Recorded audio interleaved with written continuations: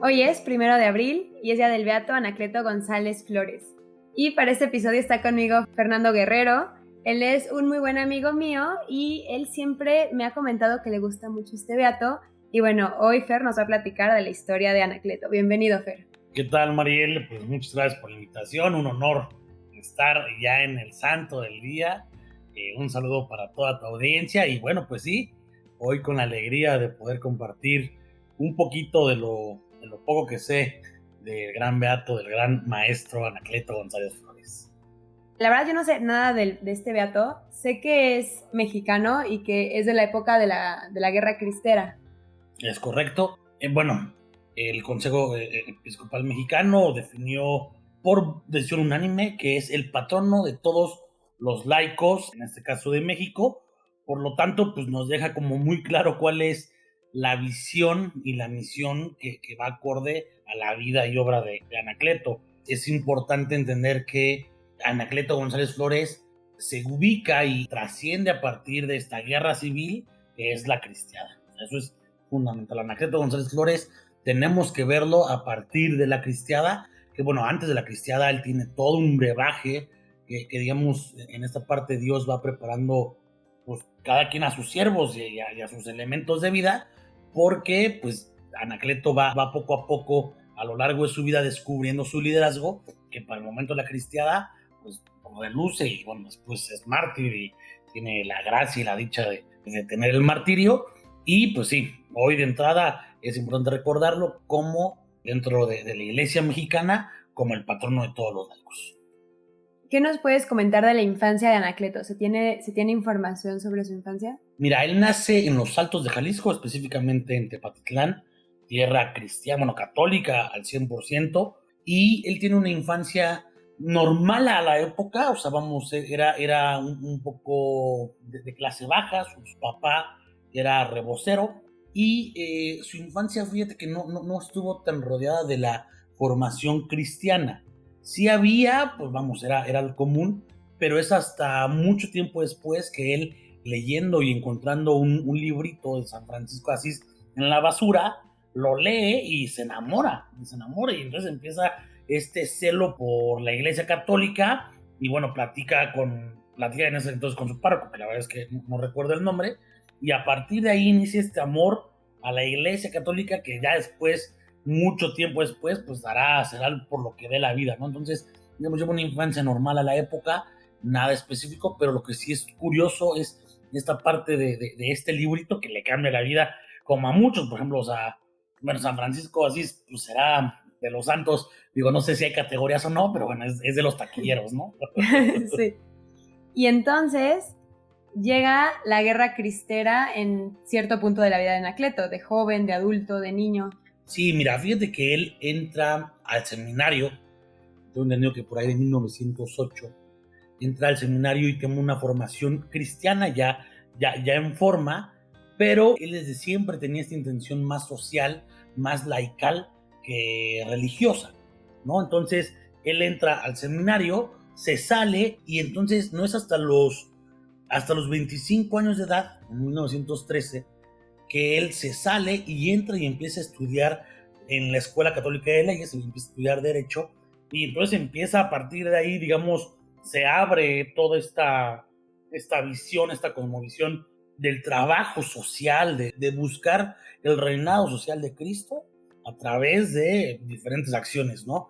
Importantísimo mencionar que Anacleto González Flores es fundador de la ACJM, la Acción Católica Juvenil Mexicana, un movimiento que en la cristiada toma un revuelo y toma un significado grandísimo, y bueno, eso es algo de las cosas que creo que vale la pena como ir recalcando, ¿no? Que él desde su juventud va descubriendo este amor, y entonces viene la fundación de la ACJM, y ya más adelante, recordar que la cristiada es en 1926 a 1929, un movimiento nacional, también esto es importante mencionarlo. La cristiada no es solamente un movimiento que se mueve en una región, no, es a nivel nacional, pero sí, digamos, de sus máximos exponentes es el maestro, el 14, bueno, que también era un guerrillero.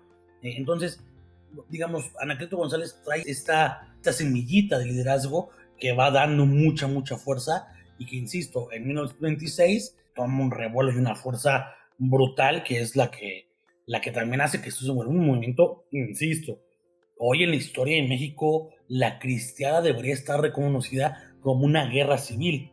O sea, a partir de las leyes de reforma, con Plutarco Elías Calles, una persecución.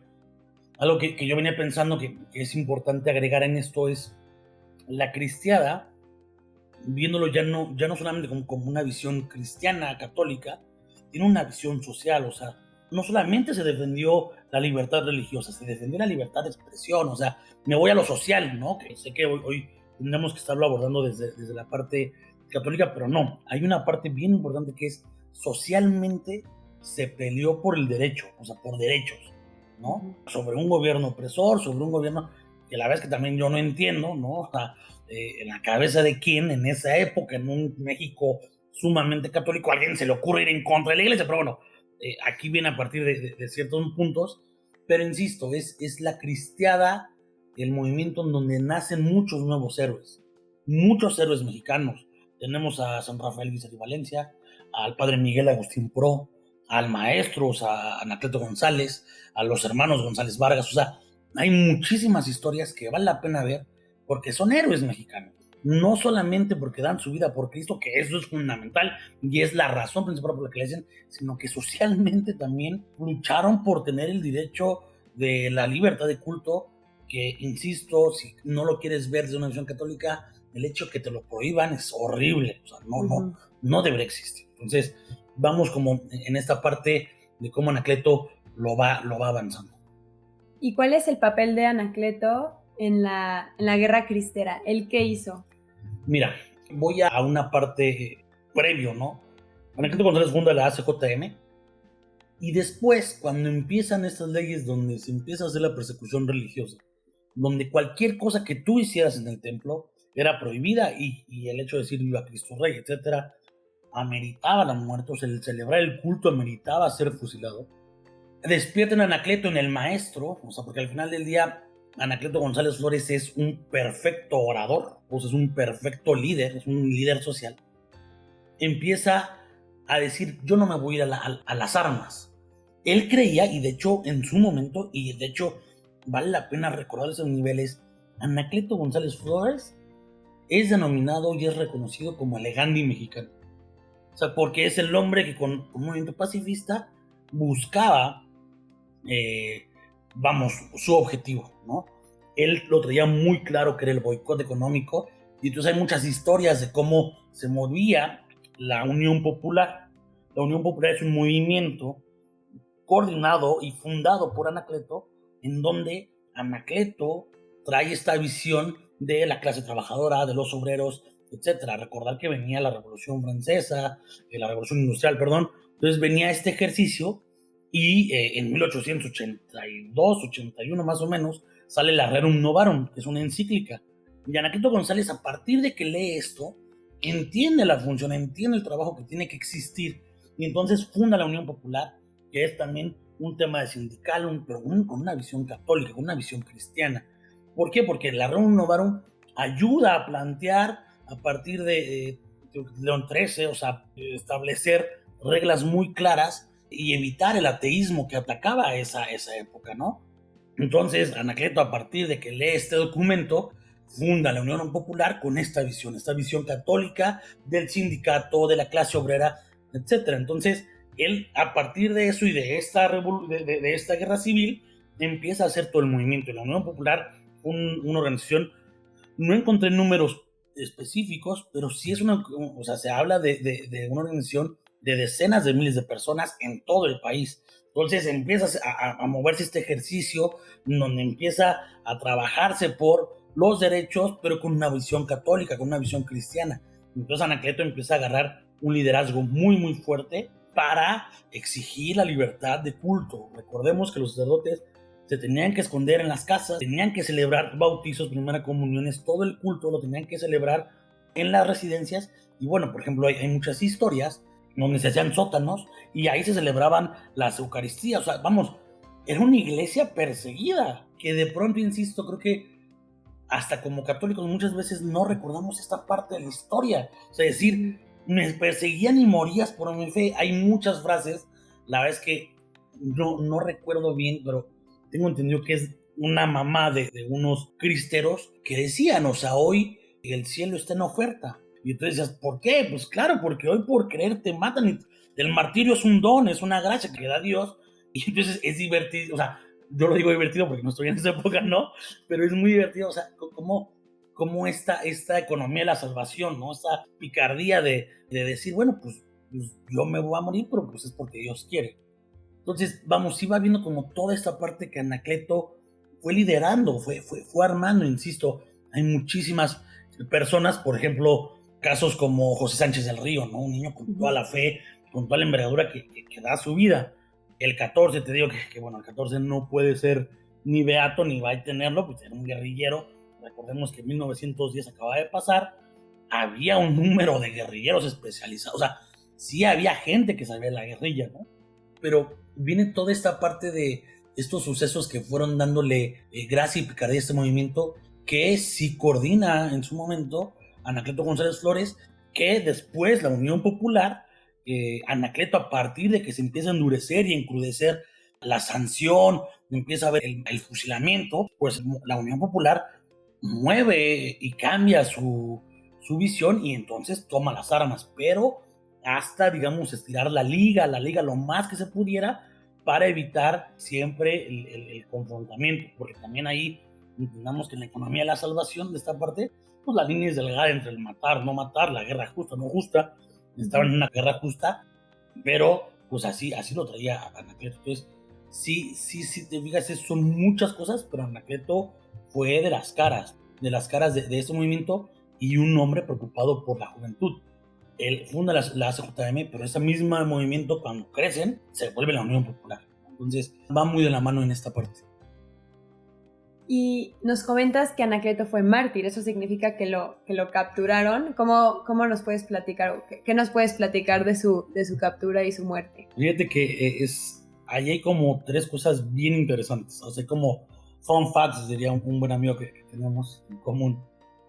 Anacleto, a partir de que ya toma este liderazgo, que decide tomar las armas porque ya ve que es la última línea, aparte asesorado por el obispo de Jalisco, que creo que es arzobispo, o sea, el arzobispo Orozco y Anacleto hacen un equipo y entonces eran, tú coordino, no coordino, yo me asesoro contigo. Cuando lo deciden, evidentemente los sacerdotes no, bueno, sí hay quienes toman las armas, ¿no?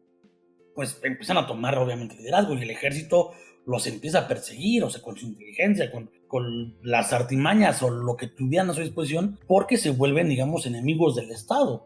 O sea, al momento de ir en contra de ellos, se vuelven enemigos del Estado, y eso es bien interesante.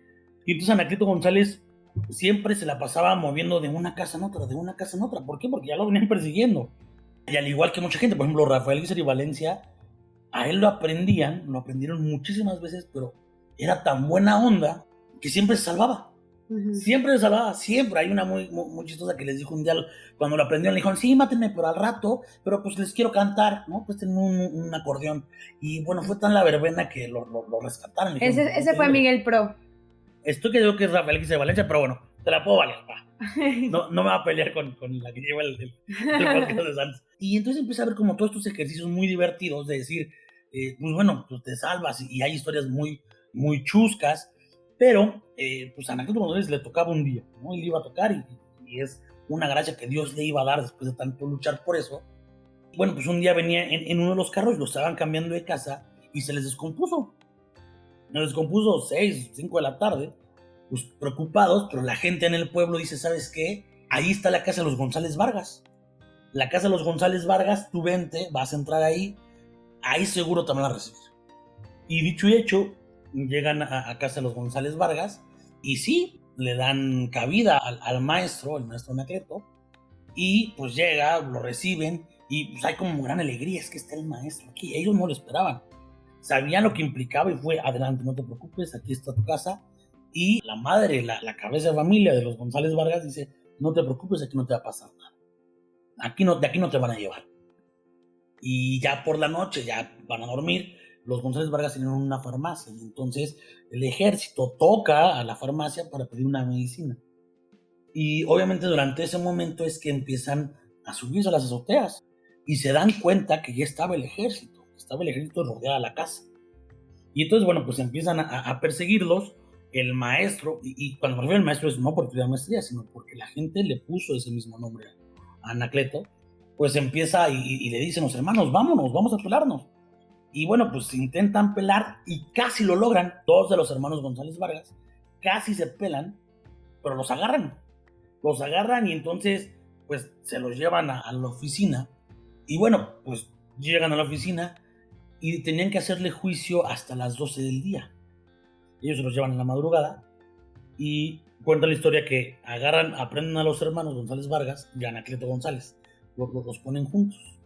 Y entonces uno de los hermanos, el más pequeño, que ahí sí los nombres te los voy a ver completamente, le dicen, ven. Y Anacleto le dice, no, déjame ir a mí primero, porque tú mereces ese honor. Oye, no, déjame a mí ir primero, o sea, porque siempre mataban al último, ¿no? O sea, era el de mayor rango. Entonces, no, Anacleto pide ser el primero y bueno, va al paredón y él ya, o sea, aparte Anacleto lo torturaron, le levantaron al igual que a José Sánchez del Río las plantas de los pies, le dislocan un brazo, perdón.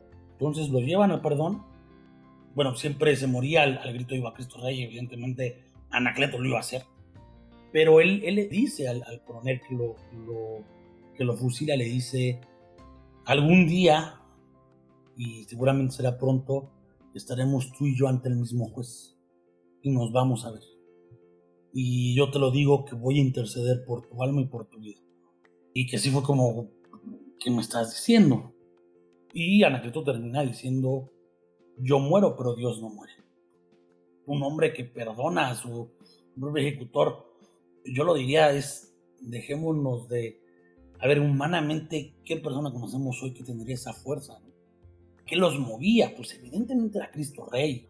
Era una espiritualidad y una gallardía de una lucha constante lo que les daba esta fuerza. Entonces, la verdad es que es muy padre voltear a ver y decir, ¿quién con esa fuerza tendría hoy, no? Voy a esta historia de los hermanos González Vargas, matan al otro y después llega un abogado y los dejan libre. Dejan libre al más pequeño. Y entonces el más pequeño sale corriendo de la comisaría, corriendo a su casa. Y su mamá estaba cocinando. Y que llegue el menor de sus hijos con mucha alegría. Y que le dice a su mamá, ¿y tú qué haces aquí? Y el hijo se queda así de, ¿qué? Sí, dice, ¿tú qué haces aquí? Y le dijo, yo te recomendaría que te pusieras a orar, porque Dios no te dio la gracia del martirio. ¡Pum! ¿No? Entonces la cara de este hombre es de llanto. Después de su alegría de pensar, vamos, en esta visión de, ay, que aparte la mamá le dice, porque qué lástima que no todos mis hijos son mártires, ¿no?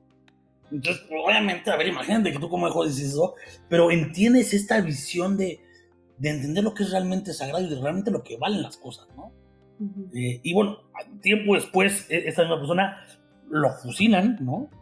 Es muy chistoso cómo, no quisiera decir que la fe de antes era así, uh-huh. No, digo que sí la era, pero no se trata de los tiempos, sino se trata de la trascendencia del significado. Hoy evidentemente creo que tenemos una obligación y tenemos que trascender a partir de eso, ¿no? De nuestro día a día. No estamos en una guerra civil, afortunadamente, o sea, eso sí, yo no se lo deseo a nadie, ¿no?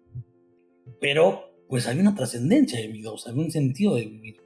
Y bueno, ya después Anacleto González fallece, es canonizado en el 2013, bueno, beatificado, y listo. Entonces, pues, digamos, sí es la historia de un hombre santo, pero lo más importante es que era un hombre de a pie, no era el sacerdote, no era un hombre que tenía hijos, tenía 3 hijos, era casado, pero que entregó su vida a la lucha, por así decirlo, a la lucha del reinado social de Cristo, a la búsqueda del reinado social de Cristo. Después de que fallece Anacleto, hay un movimiento social grandísimo, ¿no?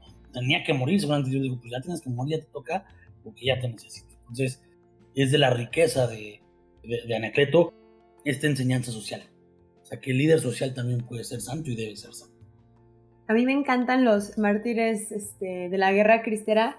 Y creo que justamente, o sea, lo que decías que la fe de antes o la de ahora, no sé si te referías, bueno, yo esto pienso, ¿cómo ahora estamos tan apegados a la vida? Bueno, yo lo veo así, ¿no? Esa es mi reflexión de estos mártires. O O sea, cómo ahora estamos tan apegados a la vida, como a las cosas materiales, pero antes había este sentido de, esta vida es temporal, todo esto se acaba y ver más allá, ¿no? Como que siento que hoy en día nos cuesta mucho trabajo imaginarnos como el fin, y cuando es tan cercano y cuando es tan real y cuando todos estos santos de los que hablamos lo vivieron. Entonces la diferencia es cómo ellos vieron esta vida y ninguna la vio como para siempre, siempre viendo la vida para siempre, pues como lo que es, la vida eterna con Dios.